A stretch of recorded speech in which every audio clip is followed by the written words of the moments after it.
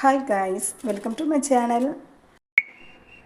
இது வரைக்கும் என்னுடைய சேனலை சப்ஸ்கிரைப் பண்ணாதவங்க சப்ஸ்கிரைப் பண்ணி விடுங்க. பக்கத்தில் உள்ள பெல் பட்டனை கிளிக் பண்ணி விடுங்க. இன்றைக்கி நாம் ரொம்ப ஈஸியான முறையில் நல்ல டேஸ்ட்டான ருசியில் இருக்க போகிற ஒரு சமையல் உங்களுக்கு காமிச்சு தரேங்க. ஒரு டேஸ்ட்டு ரொம்ப நல்லா இருக்குங்க.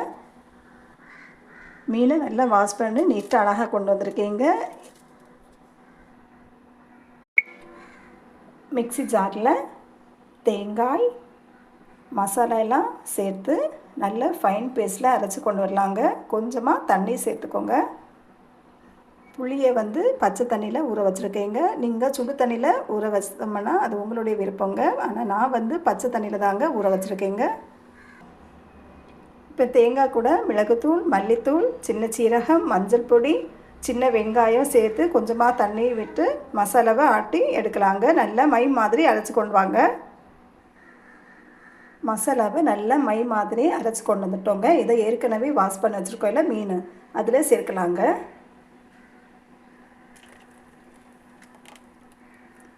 சேர்த்துட்டோங்க. இப்போது புளி தண்ணி ஊற வச்சுருந்தோம் இல்லை, இதை நல்லா வடிகட்டி எடுத்துகிட்டு அந்த தண்ணியை மட்டும் சேர்க்கலாங்க.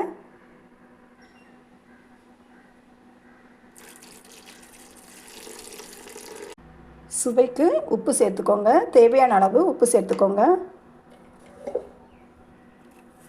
கை வச்சு நல்லா கலந்து விட்டுக்கோங்க.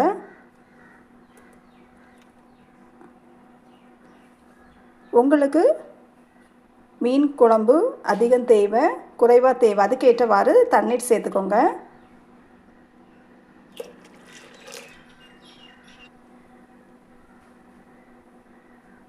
இப்போ அடுப்பில் வைக்கலாங்க. கொஞ்சம் சூடாகட்டுங்க. சூடானதும் நாம் கட் பண்ணி வச்சுக்கிற தக்காளி, பச்சை மிளகாய், கருவேப்பிலை எல்லாம் சேர்க்கலாங்க. மாங்காய் இருந்தால் மாங்காவும் சேர்த்துக்கோங்க. குழம்பு கொதிக்க ஆரம்பிக்குதுங்க. இப்போ நாம் கட் பண்ணி வச்சுக்கிற பச்சை மிளகாய், தக்காளி, முருங்கைக்காய் எல்லாத்தையுமே சேர்க்கலாங்க. சின்ன வெங்காயத்தையும் கட் பண்ணி வச்சுருக்கீங்க, அதையும் சேர்த்துக்கோங்க. வாசனை ரொம்ப நல்லா வருதுங்க. கரண்டியை வச்சு மெதுவாக கிண்டி விட்டுக்கோங்க. குழம்பு நல்லா கொதிக்குதுங்க.